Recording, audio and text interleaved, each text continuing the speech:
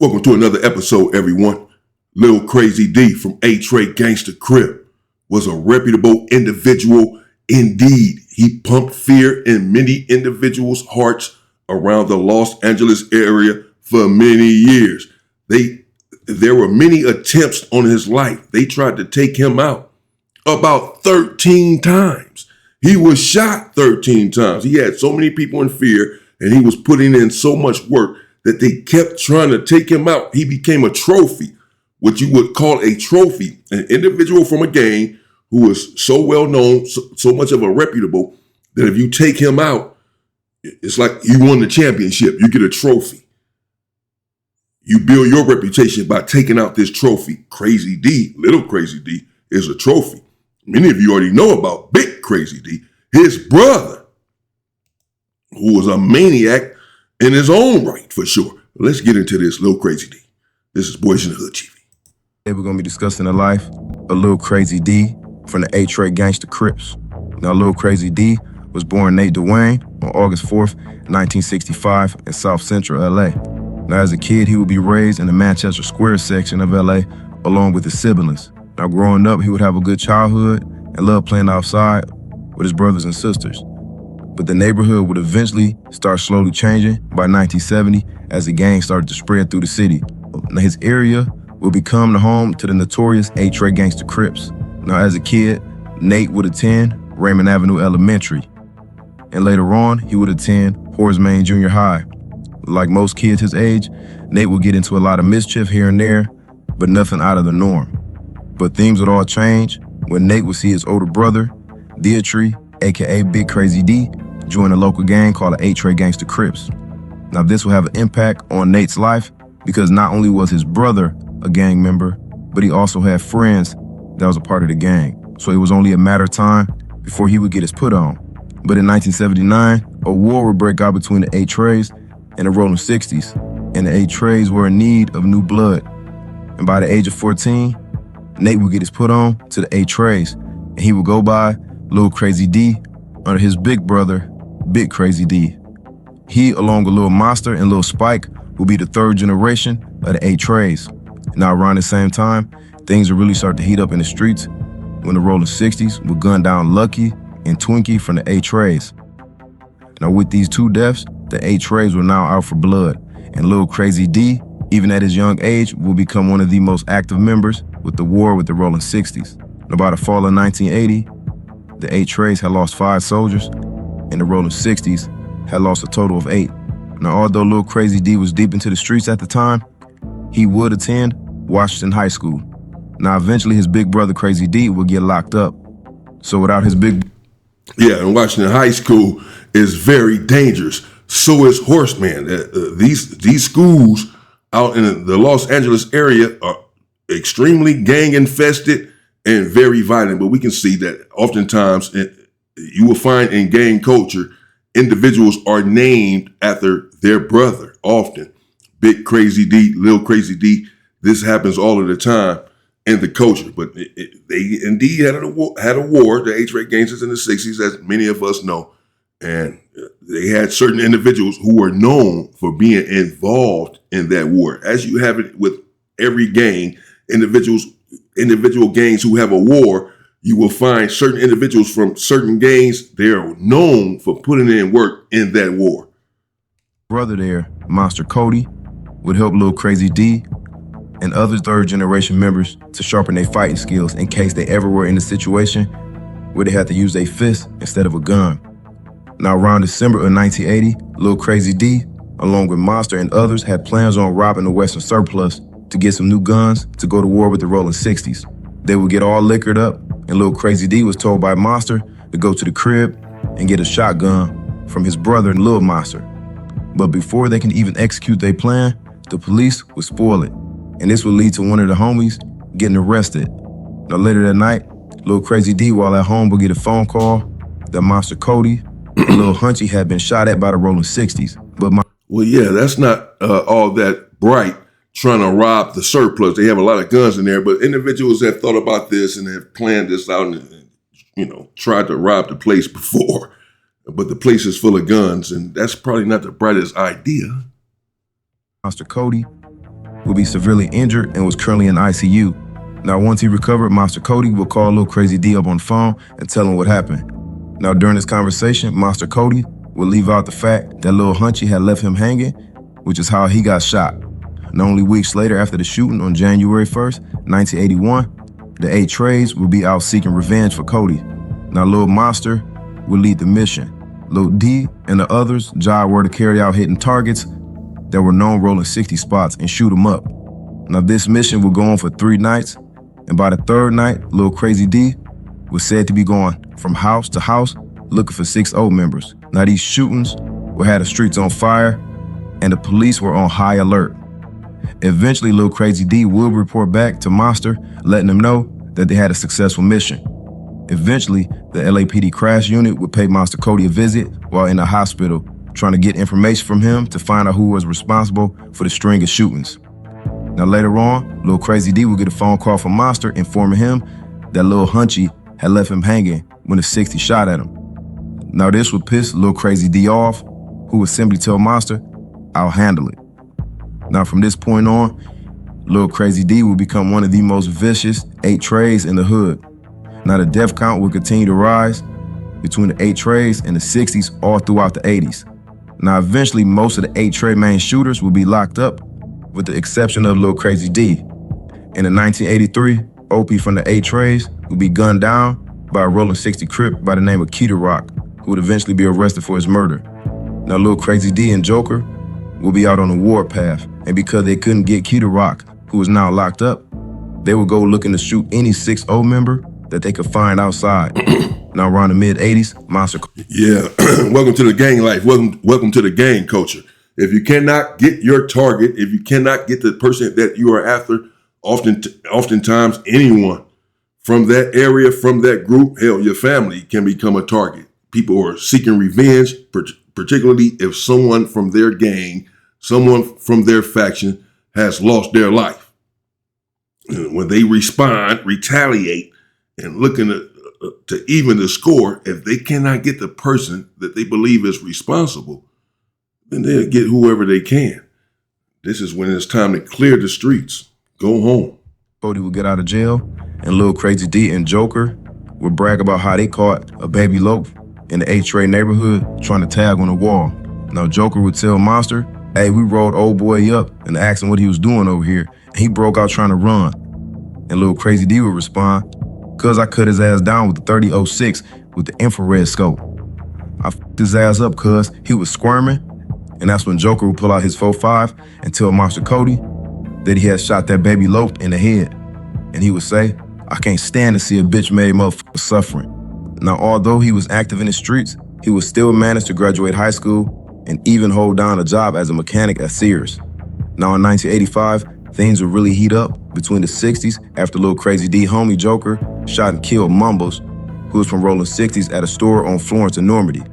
But in return, the 60s, P.D. Wack and Lil Eddie Boy would go to Joker's family house and execute his mother and little brother. Now, eventually, both P.D. Wack and Eddie Boy would be arrested for this murder, and Joker would also be arrested for murdering Mumbles. Now, with Joker locked up, who is his road dog, Lil Crazy D will be out for blood against the 60s. Yeah, you think? And that was a well-known situation, a well-known incident, of course, in the area, as he just alluded to. Individuals got in and killed this man's mother and brother. I was just talking about that. They couldn't get to him, couldn't get the individual they wanted to get. So they said, okay, fine. Or maybe in this case, they could have got to him, but they wanted to send a message. Since this individual took out a reputable from their hood, they went and took out his mama and brother. He would really start applying pressure, getting into shootouts, which would lead to him to being shot over 9 times over the next few years. But somehow, Lil Crazy D would survive every attempt on his life. Now, because Lil D had built up such a vicious reputation in the streets, he had created a lot of enemies. And at this point, he was seen as a trophy for any... Yeah, he's a trophy. And I say he incurred a lot of enemies. They shot at him so far 9 times. They trying to shot him. He's been shot. He's been hit with bullet after bullet. They trying to kill him. Lil Crazy D, they trying to take him out. because of this war that's going on. He, allegedly he's putting in work in this war. They trying to take him out. Hood, if he was to get murdered, and this would lead to another attempt on his life for the 10th time. But this time, it would almost take his life. He would be shot in the head with the bullet going through his left eye, nearly removing his scalp from his head. Damn. Now, he would be in ICU for a while, but eventually he will recover. Now, he would lose his left eye and have to wear an eye patch for a while. Jeez. Now, even after having this near-death experience, this would only make Lil Crazy D that much more savage, seeking vengeance of any of the A-Trade rivals. He will become one of the most hated and respected A-Trades in the city of LA. Yeah, that's for sure. That's for sure. His name was out there. His name was ringing back in these days. He was putting in work. He had lost his eye, as we can see, during that shooting. And you really going to go two ways with this, one way or another, with a traumatic situation like that, losing your eye. Either you're going to give it up, give up the streets, give up the gangs and say, I'm cool with this stuff. I done lost my whole eye. Or you're going to become worse. You're going to become more of a savage, more of a piranha. You're angry, you're upset, you're bitter. Perhaps you done lost your eye. Life-changing, traumatic situation. You want to get the individuals who you believe did this or are responsible for this. You're already out there putting in work. Then this happens. And now it's just like all bets are off. You have nothing else to lose. You feel like you have nothing else to lose. And you just go crazy. You either go that route or you say, oh, hell no, I'm cool on this stuff. And you go the other route. Now, by the early 90s, he would be in and out of jail on different charges. Now, also at the same time, his big brother, Crazy D, in 1992, will be sentenced to life in prison for a double murder, which stemmed back on Mother's Day in 1988. Now, this would affect Lil Crazy D heavily because he didn't believe that his brother was responsible for those murders. And in 1994, word would get out that a man named Thomas Ray had allegedly snitched on another homie from the set. On October 28th, 1994, there was a party being thrown by the A-Trades on 82nd Street. Now, Lil Crazy D and another A-Trade member named Young would pull up to this party on a mission looking for Thomas Ray. Now, D would start walking through the party, asking people where they was from, even though he knew everybody there was from the A-Trades. Now, he would then make his way to the backyard where he would find Ray at. Once Ray saw Lil Crazy D, he would start going up to other members, pleading with them to not allow Crazy D to shoot him. And that's when Lil Crazy D would walk up, shoving people out the way and pull out his gun. He would put the gun straight to Ray's head, forcing him to get on the ground. But Ray wasn't going down without a fight, so he tried to wrestle the gun from Lil Crazy D, and it would become a tussle. Now, another A-Trade member would try to break up the fight, but Crazy D gun would go off. Yeah, and that's what you got to do at that point. You might as well stand there and try to squabble.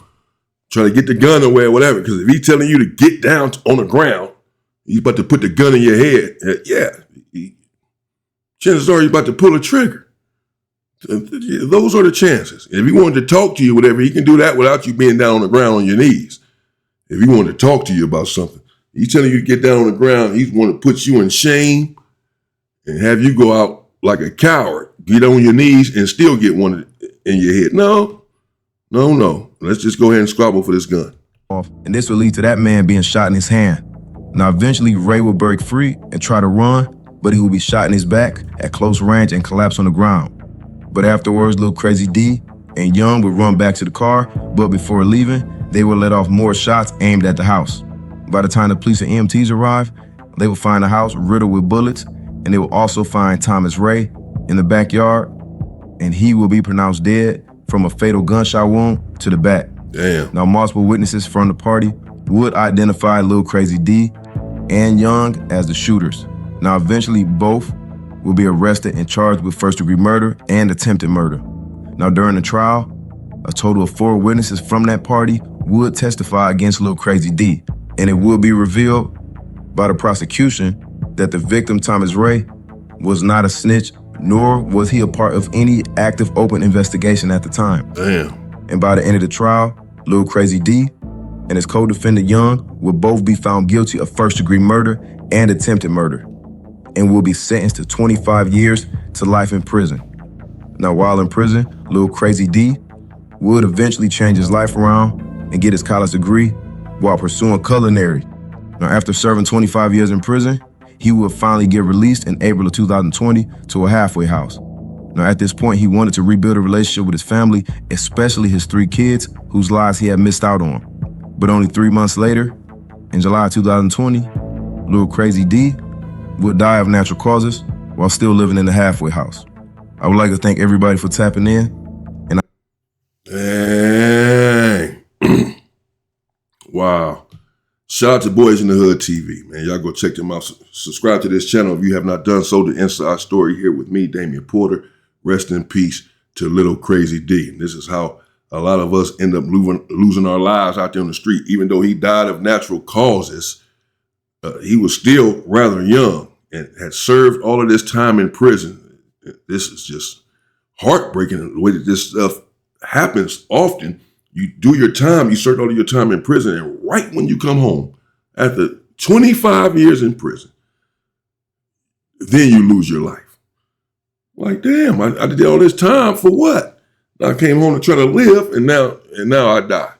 And of course, some people may not have too much mercy on him. He was out there doing a lot of damage in the community, as a lot of us young individuals were members at that time, didn't know any better, misguided, misled, and we think that we're putting on for our hoods and we're out there trying to build a reputation, and we're violent and we're taught to be violent. We see violence everywhere. We become violent. And, he tried to change his life towards the end. He had begun to change his life and do better by himself and his family. And who knows what he could have did once he got out of the halfway house, and how he could have been an asset to the community. We don't know. Everyone needs a chance. But he didn't get his out of prison anyway. He did all of that time in prison just to get out and then lose his life in a halfway house from natural causes. But again, apparently it's still a young individual, so that can still be related to the life that he lived out in the street, doing whatever in prison, living this tough, rough, miserable life, and then you end up dying at an early age because of all of the things that accumulated throughout your life. We got to get the hell out of the street. That's the bottom line. Get out of the street. Rest in peace again to that brother, Lil Crazy D. Shout out, Boys in the Hood. Let me know what you think in the comments. Stay safe and stay free, people.